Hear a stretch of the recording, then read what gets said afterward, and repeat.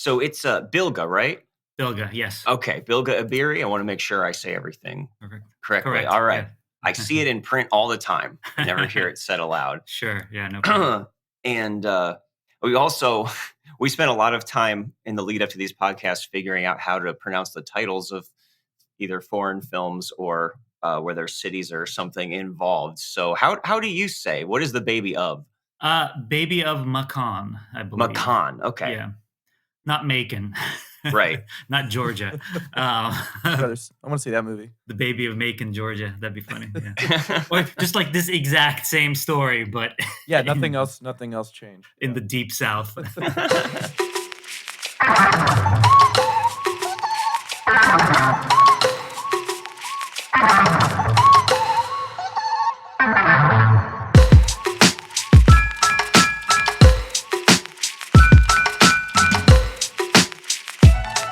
Hello and welcome to Unwatchables, where the films may be hard to stomach, but so are the friendships we make along the way. I am Marc Dottavio. And I'm Seth Troyer. And today we are joined by Bilge Ebiri, one of the country's leading film critics for Vulture and New York Magazine. British director Peter Greenaway may be best known for his 1989 arthouse classic, The Cook, the Thief, His Wife, and Her Lover, but he made several singular, controversial, and often shocking films in the 80s and 90s. Perhaps the most shocking of all is 1993's The Baby of Macon, which distributors found so disturbing it wasn't seen for years in the US and has still never had an official North American release. Today, we are going to see what all the fuss is about and if there's any saving this baby from the bathwater.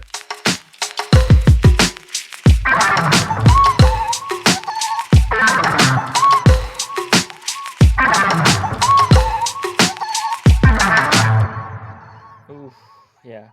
My mom said, "No, we're not watching that," and then it didn't get any distribution. It was not distributed to me personally. Yeah, that's why we don't put these matters in the hands of Seth's mom. No. But we are very excited to welcome Bilge Ebiri. He is a film critic for New York Magazine and Vulture. He's also written for The Village Voice, The New York Times, Rolling Stone, Slate, and the Criterion Collection, among others.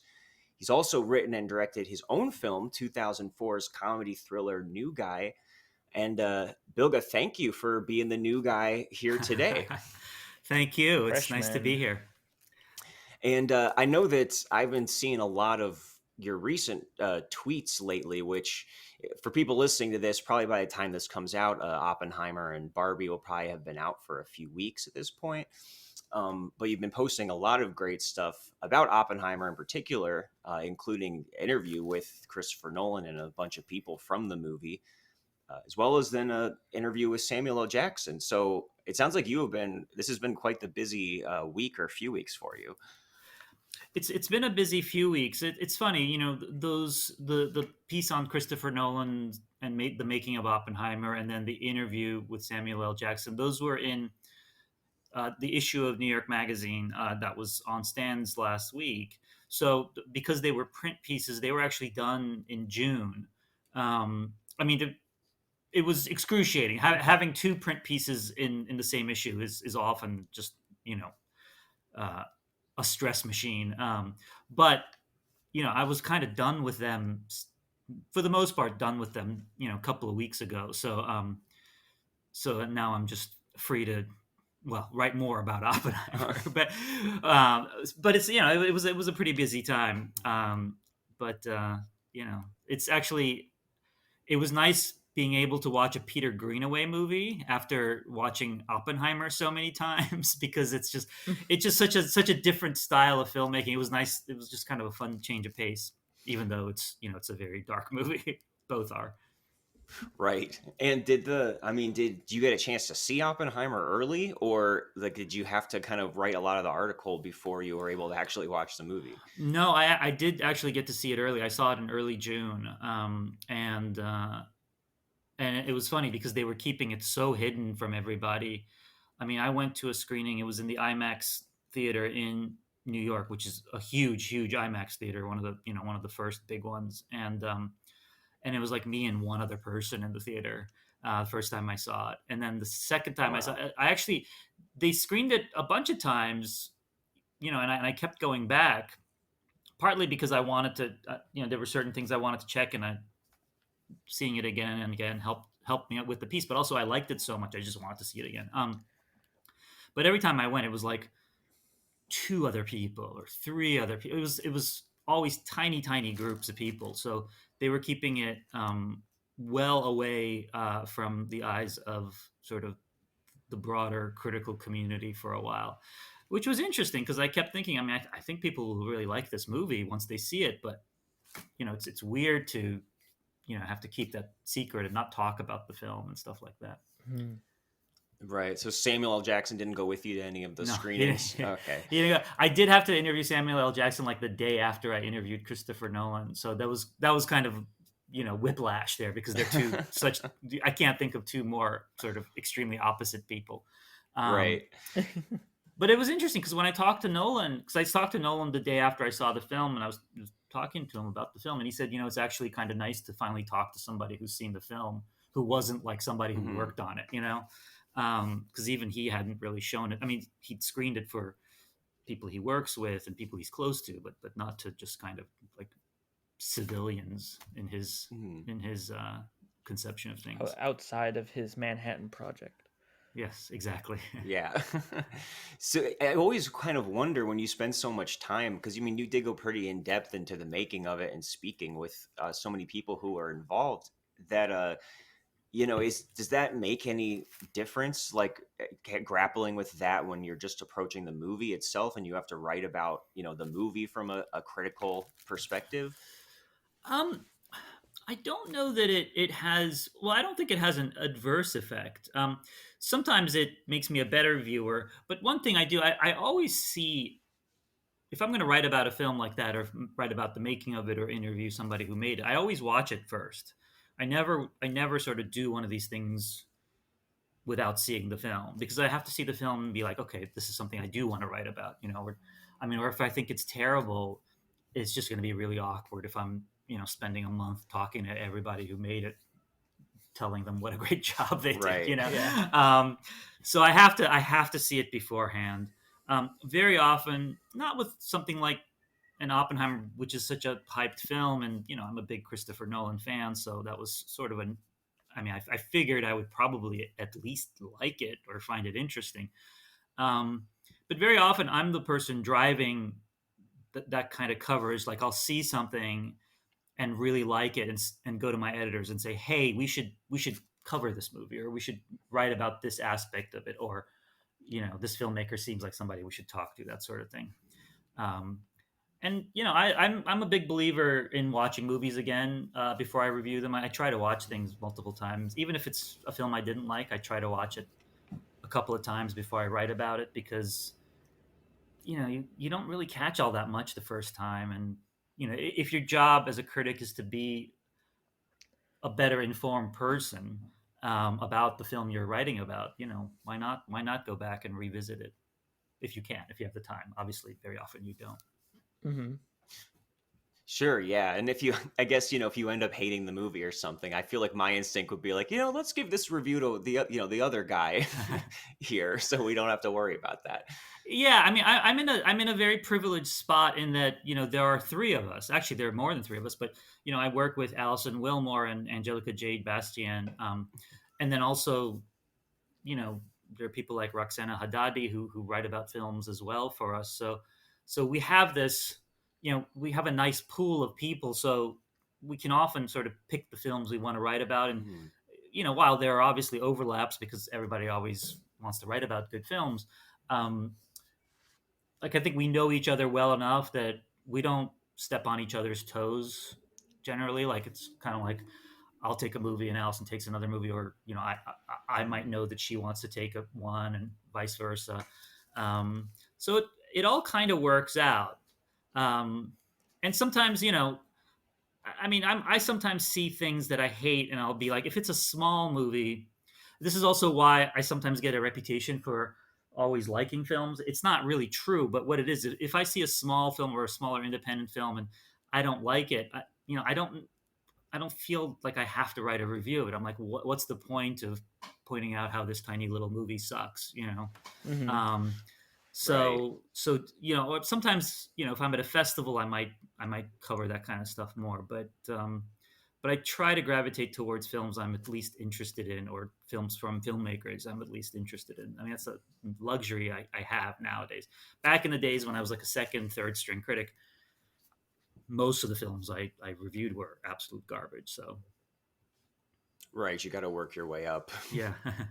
But well, and then also I know you did mention, and we'll talk about this eventually, that you interviewed Peter Greenaway at one point. So I'm definitely looking forward to talk about that and in relation to this movie.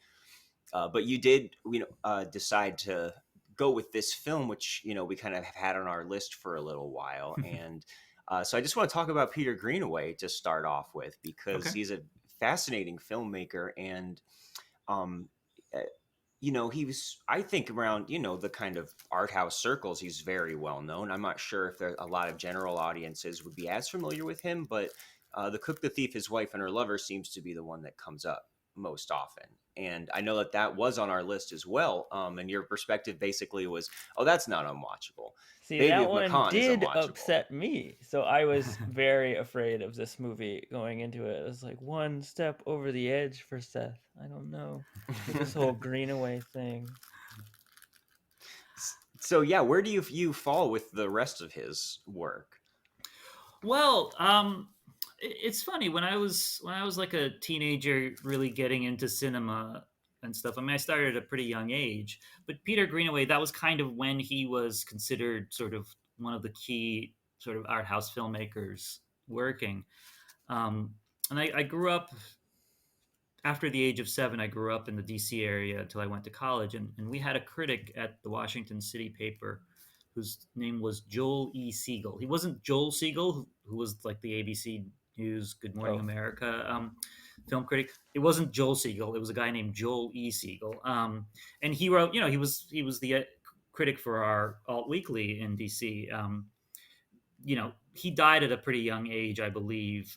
City paper is still around, but he's obviously not the critic there anymore. But he loved Peter Greenaway. So whenever there was a new Peter Greenaway film, he wrote about it and talked about how he thought Peter Greenaway was like the best director in the world.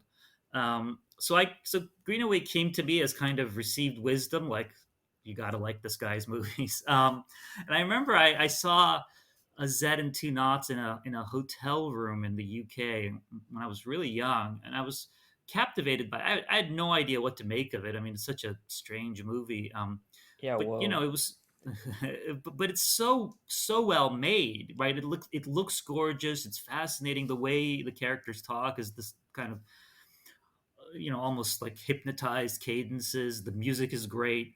So I was captivated by it, even as I didn't really know what to make of it.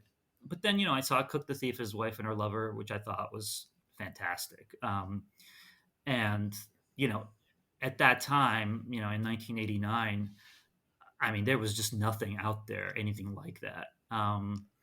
And it really, it was kind of a phenomenon. And then I went back and I saw, Drowning by Numbers and Draftsman's Contract, and then I remember, and Prospero's books came out while I was in college, and that was a film that was fascinating, but also infuriating, because it was almost impossible to just sit there and watch. I mean, so dense, and it was gorgeous. It looked fantastic. The music was amazing. John Gielgud was riveting, but it was, there was no kind of narrative through line. I mean, by comparison, The Cook, the Thief, His Wife, and Her Lover was like Casablanca compared to Prospero's books. And so I remember I kind of had this weird love-hate relationship with Greenaway, because I was like, okay, Cook, the Thief, His Wife, and Her Lover is great, but this is just like pretentious twaddle, like, what's going on here? So there was a part of me when The Baby of Macon sort of had its Cannes premiere and was immediately just kind of booed out of existence, and people refused to screen it. There was a part of me, because I hadn't seen the film yet, but I had a bit of sort of schadenfreude. I was like, there you go, like, Peter Greenaway has finally disappeared up his own asshole. And so it was many years, or not many, but several years before I could actually see that movie. So yeah, and I actually, I mean, I think The Baby of Macon is unwatchable for many of the reasons we talked about. but I think it's a great film. I mean, I love it. I just Yeah. it's the kind of film you don't want to subject anyone to, and you're worried they'll judge you harshly if you do. Yeah, for various reasons. Absolutely. Yeah, and I think that Greenaway is just a really great person for young people who are first really exploring cinema. The first time that you see one of his movies, it could possibly open up a lot of doors of it as an aesthetic experience that you're not used to having. Because he is very, I mean, he's instantly recognizable. At least the run of films that he did in the 80s is very, I mean, for anyone who's not familiar, I would say there tends to be a lot of really ornate production design, lavish like sets and costumes that are captured in these very methodical wide shots. And at the same time, it's kind of contrasted with some really gruesome subject matter. There's a lot of, yes, brutal deaths and violence and deviant, sometimes explicit sexual behavior, which sometimes can be pretty funny. Sometimes it's just disturbing. And I guess depending which movie you're talking about, the balance kind of shifts a little bit. But you'll see crazy stuff like the Cook the Thief that is so kind of color coded in each room that as characters walk from room to room, the colors of their costumes will change. So production design. Yeah, and there's such a playful edge to it as far as playing with reality and non-reality is absolutely that sort of art house good introduction to that sort of art house thing of just like, oh, these are films that are throwing that idea out that this is sort of taking place in some other realm, like of imagination, but also like some other history that we don't know about or something. Yeah, I'd almost want to. It's hard to even find people to compare him to. I kind of thought of Ken Russell for the first time this last time going through it, because I mean, this is not a guy who works in a realistic mode. Oh, I didn't think about that. Yeah, Ken Russell and like Von Trier put together or something. But obviously that does him a disservice because he is his own thing for sure. Yeah, all those guys are their own thing, but I could almost say sort of like Ken Russell meets Wes Anderson. Sure. Because I actually think Wes Anderson. I mean, I don't know what he thinks of Greenaway's movies.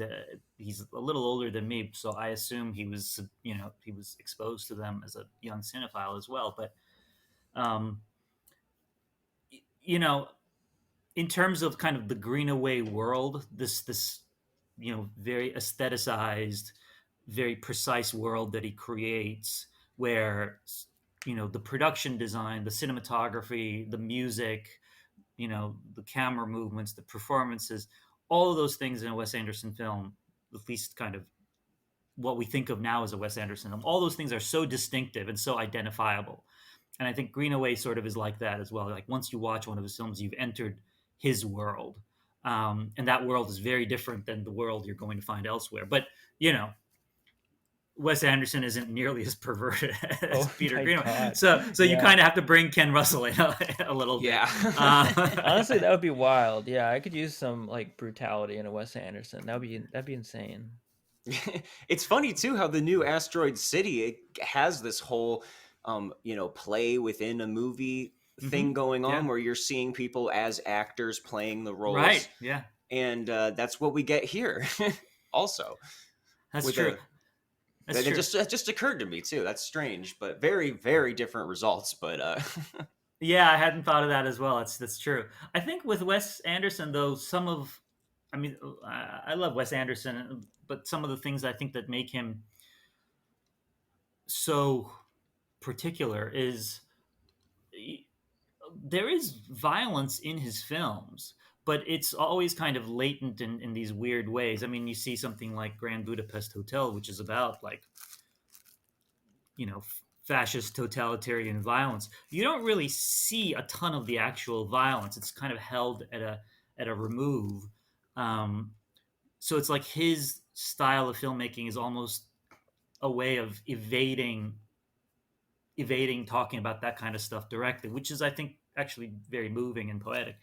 Whereas Greenaway's style is almost like rubbing it in your face so that you're sort of trapped in his world and you just can't escape. I mean, that's the thing with Baby of Macon. The final sequence is just like, oh my god, I'm going to be Yes. here for like the next 30 minutes. Holy shit, you know, which is almost the exact opposite of the vibe that a Wes Anderson film would give you, I guess. Oh yeah. Yeah, absolutely. Well, and let's dive right into Baby of Macon then. I want to just lay a little bit of groundwork since this is not a super easy movie to find. It's a lot easier to watch now than it was for many, many years. So I didn't have any trouble finding it now, but it took a long time for it to kind of make its way to availability. Because like you said, it premiered at the Cannes in '93 and it never even got shown in the US until '97, I believe. And after that, I think it was maybe around 2020 that I think Amazon scooped up the rights and got it streaming at least. So there's still no physical release out there. But, if you want to find, I think it's on Tubi now. And, if you have other illicit ways of finding films, pretty easy to do so now. But for a while, this was kind of like one that you just heard about as opposed to actually seeing. So I guess the broad strokes of it is that we're in 17th century France, and it kind of takes the form of a morality play that's actually being performed for a royal court. And we have frequent shots of the audience. A lot of times they'll chant along with the actors or interact with them.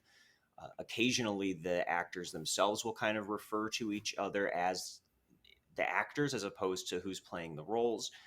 Although, for the most part, we are in this kind of half reality of this story, which is basically a town that has been cursed somehow with infertility for a generation.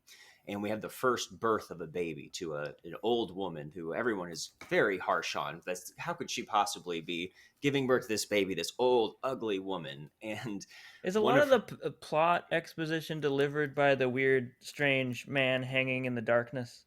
Because I could not tell what he was saying the whole time. He's like a weird zombie creature. He's very hard to understand. I'm not not sure. know who that was or who it was supposed to be. I was curious. I mean, I don't know that he's supposed to be anybody. I mean, I think like something from folklore, or I don't know. Yeah, I'm curious. I mean, it was hard to tell if he's supposed to be like plague ridden because he's like covered in sores and stuff. And but I was wondering also if that was kind of meant to be a riff on the idea, a tale told by an idiot, but I can't. I don't think he says anything that actually explains the plot. It's possible he does, but that other stuff is kind of. I mean, it's not like anyone else is that much easier to understand. I mean, you can hear the words they're saying, but they're speaking in this very sort of heightened, supposedly authentic to the 17th century tone. So it's not like it's hard to follow exactly what's happening. Everything is sort of, poeticized, but not poeticized in a way that we would recognize as poetry. Yes, feel like they're about to break into song at any moment. Yeah. And it is such a great reveal at the beginning of it being this sort of like, wait, we're not, this looks stagey, your brain is sort of like catching up with it, and then we zoom out slowly, that we see that it's like, oh, is this like a Dogville thing, right? This like, and then we see that there's an audience. It is like this great sort of reveal of like what's going on. And even furthermore, like as it goes along, there's like, they go through various rooms and the audience like sort of follows. It's like this movable thing. It's like you get this feeling that it's like this weird ritual that they're all doing. Yeah, there's one point where it rains inside, and there's like, they clearly bring out a fake baby at first, but then a real baby emerges. So it's not only calling attention to the artifice, but it's also kind of blurring the edges of reality here, which a lot of his other movies kind of do more implicitly. And this one it's really front and center. So that's I'm interested to get everyone's thoughts on exactly why, he chose that approach for this movie. But there is a real story just going on here within the play where basically everyone is taking advantage of this baby. We have the daughter of the woman who actually gave birth claiming that it was her own virgin birth. So we have an angle of, them accepting tributes to bless the poor people. At one point, they're selling the bodily fluids of the baby. And But there's also a suggestion that Baby does actually have mystical powers when he kind of, we can spoil everything here, I guess, ends up killing Ralph Fiennes' character. But hey, Ralph Fiennes is in this in his like Well, the second role. ox does it, you know. There's a window open maybe, and the sun makes it look like he's God. I don't know. You can kind of like fill in the blanks where you want, but it does look like he has God-like powers and makes that ox kill Ray Fiennes. Yeah, that's what it looks like. It's wild. But so how did you first see this then, Bilge? So it's funny. So the young woman is played by Julia Ormond, and this was her first film. Before she was briefly a star. First Night, right? She was in First Night. She was in the Sabrina remake. She was in Legends of the Fall with Brad Pitt. So what's funny is, and she was in Smilla, Sense of Snow. So these were all big movies. And then she took on a role. She took on a role in a Russian movie called The Barber of Siberia. She was the lead actress in that movie. It was directed by Nikita Mikhalkov, who was one of my favorite directors at the time. Still is one of my favorite directors because of the films he made back then. He had made Burnt by the Sun, which had won an Oscar for Best Foreign Film in 93, I think. 93 or 94. And this was in 1997 that she was making this movie. And I worked on this film. I was one of Nikita Mikhalkov's assistants on this film. We were shooting in Russia and the Czech Republic, and it was kind of this it was a historical epic, and it was this runaway production. We were way over budget. And we were in Prague. We were doing interiors in Prague. And I saw, I had gotten into the habit of going to see movies in Prague because they were often subtitled. And they showed The Baby of Macon one night, and I went to see it. And I thought it was fascinating. And then the next morning I get on set and I see, Julia Ormond. I'm like, hey, Julia, I saw The Baby of Macon last night. And she just looks at me and she's just like, my condolences. And then I realized, oh my God, this woman is about to do a scene. And I just told her I just saw like this movie in which she's like naked for 45 minutes. Covered in blood with a scythe screaming. God. But she was very nice. She was, very professional about it. We used to get along really well because like there were only like 6 or 7 people on set who spoke English. But it was funny because I was working on a movie with Julia Ormond when I saw this movie, when I saw Baby of Macon. And, and that was like up until that point, I didn't have any opportunities to see that movie. But I guess it got some sort of like brief theatrical release in the U.S. at like Film Forum in New York or something like that later. So, I think it eventually became a little easier to see. And I actually just saw it again theatrically, like the Metrograph Theater in New York showed it a few months ago as part of a series. I can't even remember what the series was, but it was interesting to see it again on a big screen. Well, boy, for a debut performance, I mean, what a trial by fire doing this as your introduction to film would be, because the things that they put her through in the second half of this movie are just horrible. And, seeing Ralph Fiennes show up, that was the first instant like, oh, wow, I recognize this, future star. But it really was Julia Ormond who made the biggest impression on me that, it's tricky to be a kind of relatable character in a movie where everybody is awful. And she is also kind of awful. Yes, obviously. Exactly. And she is too. She's keeping her mother who gave birth to the godchild in this horrible like spinning cube dungeon thing the whole time. And she arranges for a sex slave for her father, right? Yeah, always nice to have sex in front of her mother, and ultimately kills the child as well. Listen, it was a different time. It sure was. Yeah, she would be so canceled today if she tried that stuff. Yeah. But and that's the whole thing, I guess, is there is a distancing effect here, right? By presenting everything like this so artificially, I found for me that it did make some of the more gruesome things that we witness be easier to take, because mentally it gets you into this headspace where things are not quite real.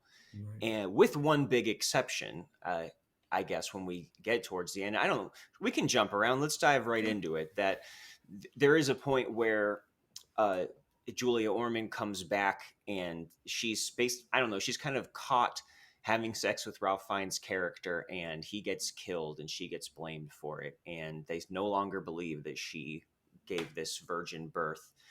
But there's a law that they can't execute virgins. So the solution, I guess, is what you would expect, where they sentenced her to be sexually assaulted by, I think it's 208 men all lined up. And this is kind of the like centerpiece scene of the film as they go. We don't sit through the whole thing, thank God. At one point it jumps from like number 20 something to number 180, but yeah, there are curtains blocking your vision, but we do stay there. It's like it's a shot that doesn't cut, and we're hearing all of it, which, I don't know, that's one of my it's on my list of like unwatchable type things, is people screaming, like especially hearing women screaming like over a series of minutes is like, oh my God. Yeah. Well, one part of it is also, the shot is also like it's pulling away. It's all happening behind a tent, so you don't see it, you hear it. But then, there are these cones being knocked over with each rape. And, it was funny because Julia later told me about how they shot that scene, because she was like, Greenaway was so into just these cones. So there was this whole thing where, like, because it's a tracking shot, but it tracks over the cones. So all these guys had to like remove the cones. And then after the camera passed, they all had to like, all these PAs, I guess, had to like run under the camera and rearrange the cones so that it looked like they were completely. So it's like technically really difficult. And meanwhile, she's sort of like, she's supposedly the centerpiece of the shot, but Greenaway is so involved in these like little machinations. What's interesting about that though is, like we said, it's all happening behind a tent, but there's this shot briefly inside the tent, and it's supposed to be, because we're watching a play within a play. At first she's just making sounds, and then these two guys are just kind of hanging out next to her. It's not like she's not being raped; she's just making the sounds to sort of convey the terror, and we see that. But then they bring in a guy, and they actually proceed to really rape her. So one element of the play within a play is knocked over. So suddenly that character, who's supposedly an actress doing a part, suddenly she is being raped. And then it goes outside the tent, and then the voice that we're hearing is no longer that of an actress. It's that of a person who's actually being raped, even though of course it is that of an actress, like, because it's a movie, obviously. Nothing's happening to her, but it's an interesting way of, like, that distancing element of the play within a play is suddenly not there, right? Because even though we know it's a movie, that by removing that one element within the context of the film suddenly makes it feel so much more real to us. And Greenaway has talked about this, like he wanted people watching the film to feel like the audience in the film, like the audience watching the play in the film, had suddenly been exposed, right? But his hope was that then the audience watching the film would realize that they had been exposed. Like it's supposed to sort of make you aware of your position as a viewer as well. But I'm always fascinated when filmmakers do that, because it's like I get it philosophically, but what happens when an audience rejects your movie? Because this is the same problem I had with like, I love Michael Haneke. I love Michael Haneke's Funny Games. I hate his remake of Funny Games, even though it's like a shot-for-shot remake and it's got really good actors. Like, it's basically the same movie except in English. But the whole thing of it is supposed to be, judging the audience for sitting through this thing. And I'm just like, and I left. I remember I walked out of that movie because I was like, well, I mean, I'm not going to be judged. Like, I don't have to watch this, Yeah. And so it's weird because when a filmmaker makes a film that sort of supposedly castigates its audience for watching it, but then the audience refuses to watch it, they boo, or nobody picks it up for distribution. Like Exactly. it's kind of like you won, you did it. Like, did you win, or did you just show your ass? Because you're kind of like, you're trying to sort of implicate us, but there's no audience, dude. Congratulations, like you have completely alienated the audience. We're actually nodding to this. yeah, like the audience actually turns out to be, I mean, we don't want to get into notions of good guys, bad guys, but it's like the audience turns out to have standards, or turns out to actually have a problem with this, and that's maybe counter to the point you were trying to make, even though these types of filmmakers are always claiming it as a kind of a moral victory when people refuse to see movies like this or refuse to distribute movies like this. Yeah, I wonder how long it would be before Funny Games came up, because I thought about that too, and that's a film we've covered on this podcast. Because I mean, boy, is that a tough one to get through. Yeah, and I also love that movie, and I think that's there's definitely that scolding kind of nature to it. Sure. But it really does thread the two realities in a way that I find is really impressive, where even all the way to the end, I'm still able to take it seriously and be kind of affected by it as just what's going on in the movie, even when they add this fourth wall breaking on top of it. Yeah. And I do think it has a clear thesis in the way that it kind of, even just by calling attention to the conventions that we usually don't think about when we're watching violent films. So with this one, I guess I was struggling more with how that relates to the story being told in the play. So we do have this aspect where the audience, perhaps us, is being implicated in something, but does that illuminate exactly the themes that are going on in the play within the play that's happening? And that I kind of was struggling with that by the time we got to the end, because it is kind of a very simple story. It is like a morality play, and we're seeing lots of hypocrisies upon hypocrisies and opportunists and superstition and everything. And it does make me wonder, why did he choose this particular story to use as his way to unveil that? I don't know if you guys have thoughts on that, or even if he did that. I mean, I felt similarly about it, because I felt I had a lot of questions about like why exactly the punishment of the audience needed to occur in such a big way, because I just did not. I don't know. I did it. I guess that is where he finally calls you out. I do think that's interesting that we have created this distance where like everything, even the blood, we're like, well, it's fake blood or something, and that is like the moment where we're like, for sure something real is occurring and it's awful. But either way, like, I don't know, it for me it was kind of blunted, because it was already, even just the suggestion of even me watching a play of a movie of a play of this is still like grotesque and like is intense to view. And I guess I don't know. I just found it like really intense, and I didn't know why it was exactly there. The like being raped by hundreds of men scene exactly, other than to just like, there, I did it. You had this beautiful aesthetic experience, and now I've like, I don't know, I got you. I made you. I ruined it. I crumpled it up. I made it bad for you. A rough time for you. I think that there are a couple of things going on. There's sort of a criticism of religion and Christianity in particular happening here, which is something that Greenaway often works into his films. But the character that Julia Ormond plays, the daughter, she's sort of a figure who like for all the terrible things she does try to break free of her status in life, and she claims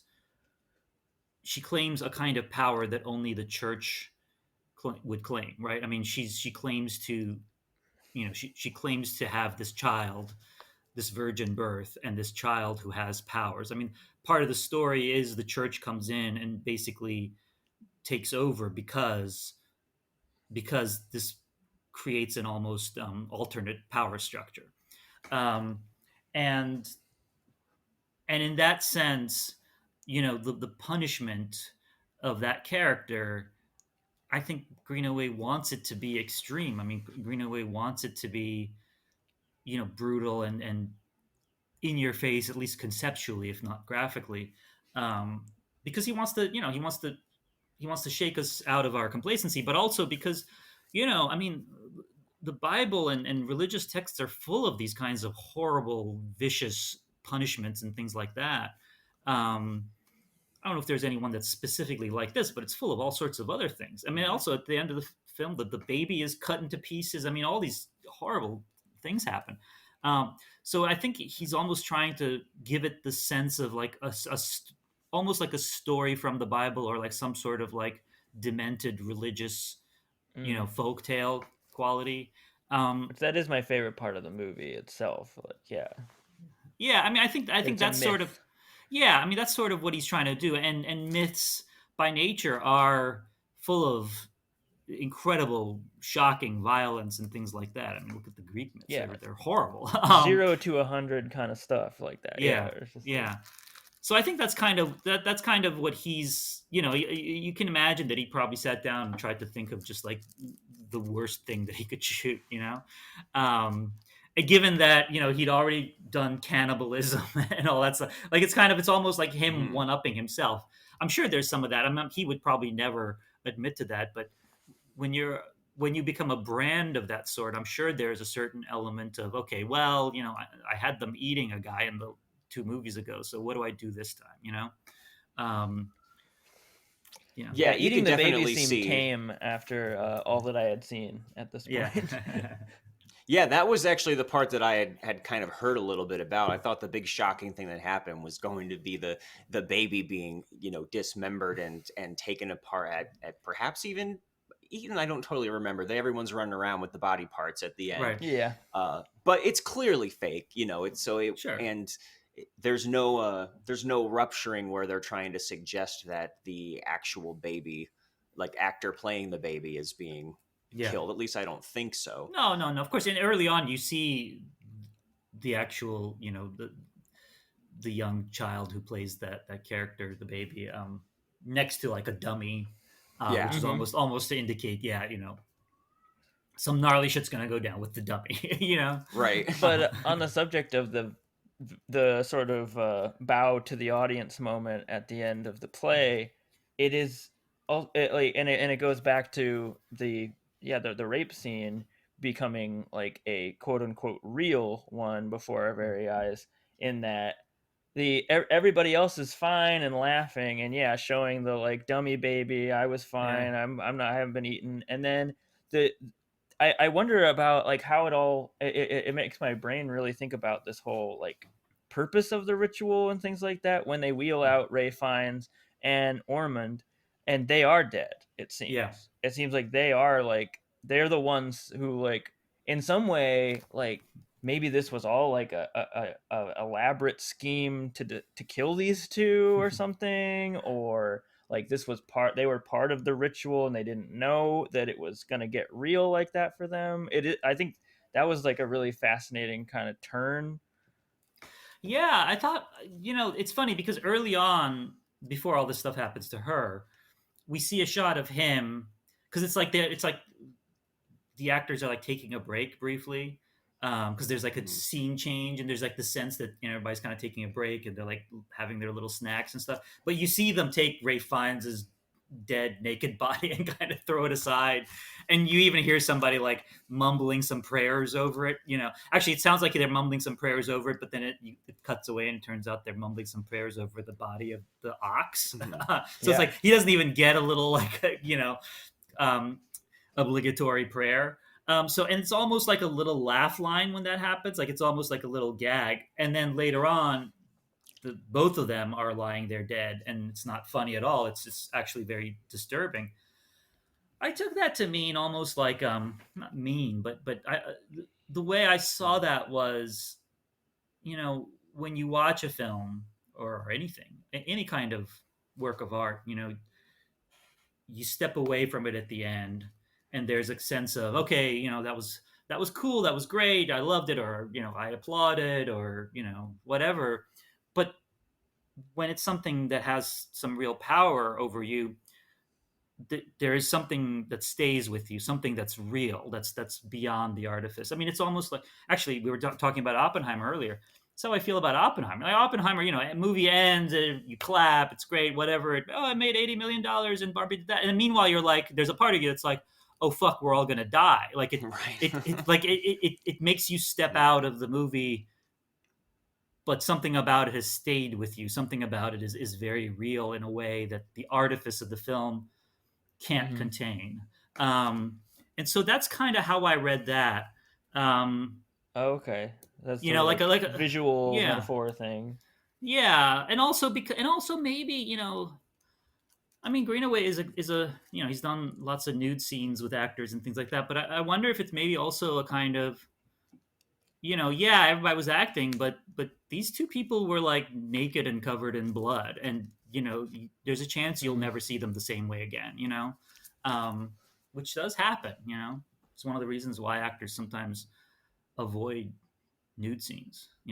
Like there is the sense that they'll be vulnerable in a way that goes beyond the frame of the film. Yeah, and I was almost confused about the way that they include Ralph Fiennes there at the end as Ray. supposedly being actually dead. Mm-hmm. That's because his character, there's no suggestion during it that he's actually being killed, and the kind of crazy way that he dies also makes that kind of improbable too, being like attacked. Yeah, by he's this killed by an steer. ox. Also, I ox, said and Ray Fiennes again. Oh my god, you have to fire me. Is it Ralph? I can never It's Rafe. do it. It's Rafe. Rafe? Is it Rafe? It's Rafe. Yeah. It's Welsh. What? Yeah. Rafe. So Oh, I was both close. wrong. I feel like It's I'm Rafe. closer. You can call him Ralph. It's People okay. could have construed me saying Ray as Rafe. It's Rafe. Yeah. But it's okay. We'll fix that in post. Thank you. And so it seemed strange. Like, well, so now we're supposed to assume that he actually was killed during that, and That's my assumption. did nobody in the play know? Because the actors seem surprised that she was in danger when it gets to the end as well. But Yeah, did she just two. decide to roll with it when it happened earlier in the play to him?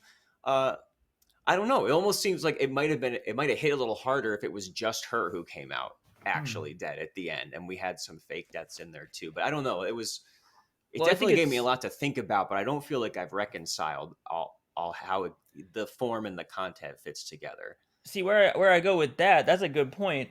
In that maybe this ritual is something that they knowingly went into, like it being this like self-sacrifice sort of thing for whatever weird mystical purpose it might be for. They may have entered into it willingly and knowingly, like maybe even like with honor. I don't know. I like the ambiguity of all that stuff. That's fun for me to like think about. I don't know. Yeah, I think that's the idea. I think it's supposed to make us uncomfortable. Like it's supposed to make us feel like something is left unreconciled and unexplained, and that's the hope is, I'm sure, that makes you, one, disturbs you, but also kind of makes you mull the movie over in your head. Like, wait, what was that about? But it's very often it's not actually about anything. It's about making you uncomfortable and sort of just making, because it would not.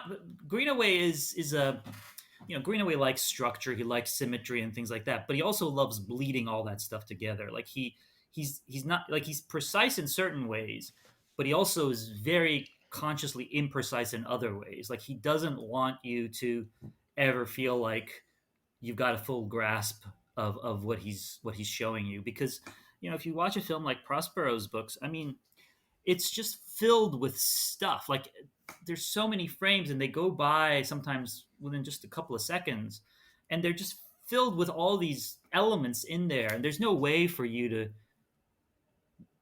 absorb all that stuff. There's no way for you even to be able to absorb like half of it. So I think he wants the film to always feel slippery and just out of your reach. I think that's kind of where the art lies for him, I think. Yeah, I think that is something I really enjoy in art. That feeling that it is like, not that the piece is unfinished, but like Yeah. it is still like a, I don't know, like a plant that's still going to continue to be growing. Like every time I return to it or think about it, there's more vines or something. Yeah. Well, he was trained as a painter, and he's also an art historian, and he does this thing. I think he still does it. He was doing it like 10, 15 years ago. He was going around the world like giving lectures. Like he would take a great work of art, um, like Rembrandt's Night Watching was one of them, because Rembrandt's The Night Watch was one of them, and he actually also made like 2 films around it. But he would like give a lecture about the painting, and then talk about the story that the painting is telling. But what was funny was, very often the story that he was telling would be made up, right? So he has this film called J'accuse, Rembrandt's J'accuse. He made a film called Night Watching, which is about the painting of the Night Watch. But then he made a film called Rembrandt's J'accuse, which is a documentary, quote unquote, and it's Peter Greenaway basically narrating his interpretation of what's happening in the Night Watch. And his theory is that it's actually an accusation of murder. That there's it's like a mystery, and he's convinced that it's Rembrandt pointing out like who the killer is and all this stuff. And then and I interviewed him about it at the time, and it's all made up. Like he just made it up. So it's like a documentary, but it's not really a documentary. But it is a documentary because he's there talking. But it's meant to sort of set you at unease and kind of keep you on your toes and make you sort of start to question what's real and what's not, and what's art and what's not. And I find that fascinating. Yeah, this was actually the first of his like 90s films that I've seen, because I've seen all of his 80s films and really like to love most of them. And it was kind of one of those things where I got scared just based on the reputation, because the way you're talking about Prospero's books, it makes me think that they just were getting more and more obscure, and to the point where I've always been scared to dive into like Godard's later films that just don't sound like something that I would have to take a whole like graduate course on to like start to get a grasp on all of the self-reflexiveness and the illusions and everything. Yeah. And I wonder, do you think that there is something to that's kind of the direction he went, where these almost feel more like art installations or something than I do films? I do think that there is a installation-like quality to some of it. And he was very much into new technologies. He was really into like high definition technology and digital video technology. And Prospero's books is full of all sorts of. Now some of it looks corny, but all these like digital frames and things like that. And I think he thought that was. He was right in this sense. He thought that stuff was going to revolutionize the world, and it did. But he also thought it was going to revolutionize and liberate cinema and turn cinema into this far more fascinating multimedia thing, which it didn't really do. It maybe did it, but probably not in the artful ways he thought it was going to. So I don't know how much he loves that stuff now, because the films that he's made recently are actually a kind of a step back to sort of slightly more not quaint, but like start somewhat more straightforward narratives. Because there was a period when he did this thing called the Tulsa Looper Suitcases. I don't know if you've ever seen that, but it's like multiple films, but there was a CD-ROM that came with it, and then there were like these various episodes, and it was all kind of like there was no way to see it all. There was like an exhibition that went with it. I was it was a mess. that. It's so funny because the one time I saw it in a theater, I saw the first Tulsa Looper Suitcases film at the Istanbul Film Festival, and there was something so horribly wrong with the film. Like they projected it backwards or something. They had accidentally So on spooled top it. of it They had all. spooled it wrong, and they were projecting it backwards. And I was like, I don't think it's supposed to be like this, but maybe it is. Like, Yeah, maybe it is. It's like she showed it like that for like 20 minutes, and finally somebody was like, "Yeah, I think there's something wrong with the film." He might have been but, delighted. Yeah, he probably would have been delighted. I should have asked him about it. So he really kind of got into that world for a while, but I think he's retreated a little bit, in part because that stuff is actually also happens to be super expensive, and if you make a incredibly opaque, super arty multimedia presentation that like one can only appreciate in like a variety of different formats on different continents, you might not make a lot of money out of it. Might not. Yeah, it might flop. But no, what was I going to say? No, the thing about the I will say this about him and also about Godard, like late Godard too. Sometimes I think the discourse around these filmmakers is more intimidating than the films themselves. And I feel similarly about like avant-garde cinema or like experimental cinema, is that I actually find some of that stuff the easiest stuff to watch, because it really is about just kind of almost letting it wash over you. Like there's a certain element of, I mean, Baby of Macon, you might not know what the hell is happening, but sure looks nice. Like, I mean, there's certain things about it that you can enjoy. It's the same way I feel about like Stan Brakhage movies. I'll watch it, I'll be like, I'm just gonna go with it, and I'm just gonna let these these scratchy images flow over me. Yes, which we did a Brakhage episode, and that's exactly where I landed with that, and where I land with a lot of experimental artists. And I can't help but think that a lot of the ones that I don't know that I do wind up resonating with, they wouldn't necessarily slap me across the face for not getting all the layers of how this links up to France and its history and everything like that. Yeah, it's like they know like part of the element of it that really really hits an audience, and really what they want is like some sort of like confoundment, or that feeling of like being like in over my head. Yeah, they want to get a reaction out of you, and hopefully an aesthetic reaction of some sort. Now Godard is a little different because he brings a lot of politics into his stuff. So sometimes you'll watch a Godard film, a late Godard film, and you'll be like, he hates me, doesn't he? Like, right. And you are missing something with some of those, sometimes. But the thing about it that I always say is just you watch it the first time, and hopefully there's something in it that's beautiful and that intrigues you to revisit it, and then hopefully you discover more. And if it doesn't, that's okay too. Like a film you need to see more than once has to be a film you want to see more than once. Like that's one of my ironclad rules of movie going, is that if I need to watch a film, and I say this as someone who watches films more than once all the time, as I noted, but my thing is like, if I need to watch your film more than once to even be able to really understand what you're going at, it better be a movie that is just like so beautiful or so captivating in other ways that I can't help but want to see it again. I feel exactly the same. That's exactly the same way for me. There's got to be something that invites you to engage with it on the surface before it's worth putting in all the work for it.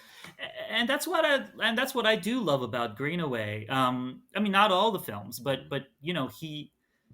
they are very inviting in certain ways. They're aggressively alienating in other ways, but he makes up for it by giving you beautiful images and often beautiful music. I mean, his career does change when Michael Nyman stops working with him, because Michael Nyman in the 80s and early 90s is doing the scores for his films, and they're incredible, exquisite scores.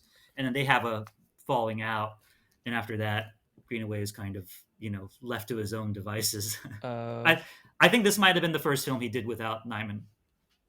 Okay, so this might have been the turning point for him. I loved the music in this, and all the musical sort of musical numbers or something. Like it is beautiful. It is beautiful, but it feels very much of its time. Whereas Nyman had this kind of modernistic, almost Philip Glass like sensibility that sort of that added a whole other layer to the movies. Yeah, and I would be interested to see Greenaway if he's still experimenting with this kind of stuff. I'd like to see him do something like in 3D, like Godard did in Goodbye to Language. Like, see what kind of unique way that he could use something like that if that's what he's interested in. I don't know, maybe whoever was financing those Godard films wants to put that money towards somebody else. It's possible he has done it in 3D. I don't. I've never seen one of his films in 3D, but it's entirely possible that a couple of them, were at some point. Maybe we I would could not be post surprised. convert this one and then Yeah. finally make some of that money back in the theaters. Yeah, well, when I interviewed him earlier this year for the 4K release of Drowning by Numbers, and he told me he has this film about Brancusi, Constantin Brancusi, that he made a couple of years ago called Walking to Paris, and currently it's like trapped in a lab in Italy, and there's like a feud going on between like the producers and the lab, and this film is stuck. Like it's just like he put out a trailer for it a couple of years ago, but like he can't. I think he's allowed to show it maybe like without announcing it at like little festivals and retros, but like nobody can release it. And yeah, maybe he can. I don't know, make it 3D or something like that, or find like some cute little technical gimmick to sell it on. I love that. Yeah, and he'll storm the box office one of these days. Oh, yeah, he's the other films he's made are all interesting. He made a film called Eisenstein in Guanajuato some years ago. This is about Sergei Eisenstein in Mexico, trying to make Que Viva Mexico, and it's not great, but it's fascinating. I mean, he's still Greenaway. He doesn't quite have the budgets. He doesn't quite command the same type of control over the frame. He's a little looser as a filmmaker, but they're interesting films. And the film that he made after Baby of Macon, The Pillow Book. Have you guys seen that? I have not. I've read about it and wondered if it's time to dive in finally. It's a really good film. That was actually a hit. That came out. That was a hit. At Ewan McGregor, a very naked Ewan McGregor. That one had a lot of sex in it, but not of the intensely disturbing Baby of Macon style sex. But it was a really interesting film, and also showed Greenaway loosening up stylistically. It wasn't these completely hermetically sealed worlds anymore. Right. And it was a contemporary film too. It was interesting. It's been a while since I've seen it, but it was a hit. It was well liked, and I remember I revisited it a few years ago, and I still really like it. All right. Well, yeah. I guess I'll kind of offer this as my final thoughts here, and then we usually will decide whether or not we want to unwatch a movie for whatever reason, whether the experience was worth it in the end. Even though it's impossible. Yeah, even though it's impossible, but nothing is impossible in the world of our imaginations. So, yeah, and I really agree. Thank you. We're going to add Willy Wonka music behind that one afterwards when we do this. But yeah, and I totally agree that the way that Greenaway invites you in with those things on the surface that are so compelling that at least on that level, whether or not this isn't my favorite film by him, but it was very compelling. Watch all of the pieces fall into place and adjusting to this movie's reality and wavelength. And I certainly was, never bored or even necessarily felt that it was just, out to shock us in the kind of, juvenile way, which is, something that could always, that's the Lars von Trier of it all, I guess, that you could always see it trying to push it further. And maybe this does this a little more than his other films that I've seen. And, but my main, I guess, thing for me is I still don't feel like I've quite reconciled the two layers about what's the, things happening to the actress in this film as opposed to the character herself really adds to the story that's being told within the play. But that's something for each individual to grapple with, and that maybe it's just it being so kind of single-minded that there's not that kind of counterpoint of tenderness you get in a film like The Hook, The Thief, to kind of provide that variation beyond just this. I was mainly processing this as first and foremost as just a kind of burlesque of just the different kinds of awfulness that are out there. And there's kind of a ceiling, I guess, on that for me as far as really loving a movie. But I would not unwatch this, and I definitely think anybody interested in Greenaway or even this kind of experimental filmmaking could definitely get something out of it. And I'm glad that we're able to at least see this movie now finally in slightly more accessible form. But don't go in looking for a great time for sure. So Seth, how about you? And then we'll give Bilge the last word. I don't know. I mean, minus the gut punch at the end, obviously, like I did have a great time, I would say, because I feel like there were good points that you all brought up as far as, and I'm sure they're there and they're real, as far as Greenaway's like overarching intentions beyond just like the idea of the myth and everything, of like what he's really trying to say about an audience, like a modern audience taking this in, or something like more meta on that context. But like, and I'm interested in that. But where this movie really worked for me was like on a more like aesthetic surface level of it being like I could almost see, like, as much as this is such an art house movie, is like on like enjoying it on like the level of fantasy, or like it being this like fantastical world that you're in, and it is this mysterious, again, like the word ritual just keeps coming back for me as far as what is going on here. That, yeah, we're not privy to everything, and if anything, that is like really exciting. I like that it's a good example of what I've seen from Greenaway, which is this high art, like presenting like the Shakespearean level kind of stuff. And then yeah, there is that horrible scene at the end that is this sort of like, there's like a lot of like, I don't know, like very metal punk rockness to him as well, that I can see here.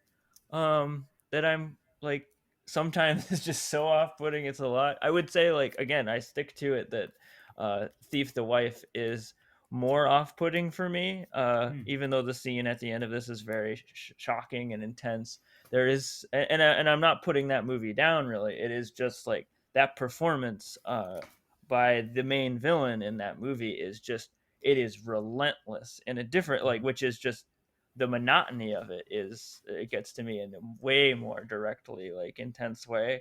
But it's not a race, and I was very, very happy to see this movie, because I think it would have taken me a while, because I've been working through his stuff slowly. And yeah, I was very very into this, especially when it came to naked ladies with scythes covered in blood. Yeah. You heard it here first, folks. So I didn't unwatch it. Yeah. Okay. So now unwatching means, what exactly does unwatching it as a verb mean? Now you don't get to see it again. Okay, so you basically, it's like you've tenanted it your way and you're never gonna watch it again. Like that. Well, that would be I don't know. an It's unwatch. fair. A lot of people Okay. have done that. It could mean, yeah, it used could it as a really mean magic whatever you want it to. potion. They get to see Like it again. like wipe it from your mind, kind of thing, Yeah. maybe. Yeah, Right, okay. basically, if it's just, it wasn't worth going through what Right. it put you through. Although Right. we have had guests who have said, you know what, I wish I could unwatch this so I could see it again for the first Exactly. time. Sure, Which is yeah. kind of a cheat. So you can do Yeah. whatever you want with it. Right. I mean, I've seen this film at least 3 times, so I'm happy to revisit it. I mean, 3 times over the course of 25 years. But it's interesting. To your point, Seth, about it, about its accessibility or not. I just remember that a thing that that had happened to me before I saw this film. So it comes out in 1993. I hear about the scandal at Cannes, and I hear about how it's like nobody will pick it up, and blah blah blah. And then in summer of 1994, I 2 friends and I did a backpacking trip through. I promise you, I'm going somewhere with this. We did a backpacking trip overland from Singapore through East Asia, up through Hong Kong, through China. We took the Trans-Siberian Express to Moscow, and then eventually made our way to Odessa in Ukraine. It was like a summer thing. They had just graduated, and so this was kind of like their little graduation thing, and I joined them. I still had a year to go in college. And, along the way, you meet people at these various places you go to. And I remember I was in it was either in a bus or a bar in Thailand or Malaysia. I can't remember where it was exactly. And I was talking to this Australian rugby fanatic, just like covered in tattoos and muscles. He was a rugby guy. I think it was actually on a bus, and I happened to sit next to him, and he just wanted to talk about rugby. I know nothing about rugby. All he wanted to talk about was rugby and the Baby of Macon. Like somehow it got to the fact that I was like a film studies major, like got it, like that I was like really into film. And he's like, "Have you seen the Baby of Macon? Oh my God, the Baby of Macon!" I'm like, "The Greenaway movie?" And he's like, he just wouldn't stop talking about the Baby of Macon and how it completely fucked him up, and how I absolutely had to see it. And I was like, I don't, it's not even like showing anywhere. Like I can't see it. So that always stuck with me as, oh, okay, so maybe there's something interesting to see about the Baby of Macon. So when I did finally get a chance, like that's when I got the chance to see it in Prague. That was one of the reasons I was like, oh yeah, right, this is supposed to be like interesting in some way. So like clearly it resonated with that guy, whoever he was. I don't remember anything about him. That's too bad. We got to get him on the podcast. I know, yeah. I wonder who. Yeah, he's probably like a filmmaker now. But yeah, it was George Miller. No, but Peter Greenaway and Macon. Yeah, exactly. Maybe it was. Maybe this is his second life as a rugby hooligan traveling the world. He really got you. Yeah. But no, and the thing about it is, like, any film that can get any kind of like that strong a reaction out of me. Any film that can get that strong a reaction out of me without me wanting to turn it off or leave, that can still sort of captivate me but make me feel so awful, I mean, that's worth something. There aren't a lot of films that can do that. I mean, a film that can go to that kind of extreme but still sort of hold you within its spell is special. I mean, again, not necessarily a movie I would recommend to anybody, but special, Well, yeah, that's the kind of movie we basically made this podcast for. So thank you for finally moving this one up the list and getting us to grapple with it, because there is a lot there.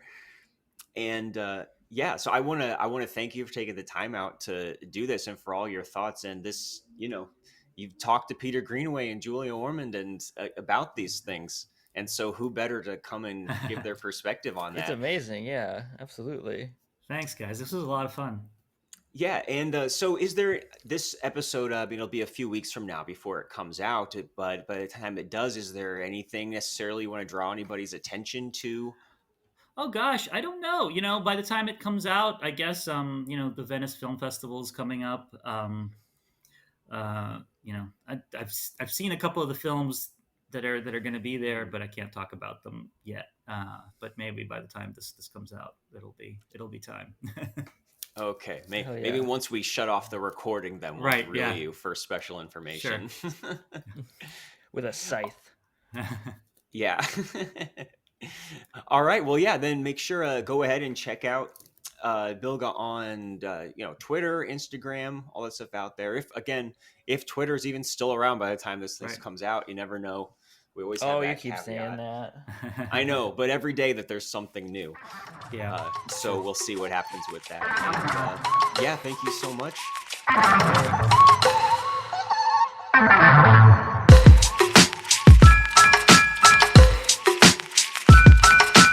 Unwatchables is produced by Tony Scarpitti, hosted by me, Marc Dottavio, and Seth Troyer, with artwork by Micah Kraus.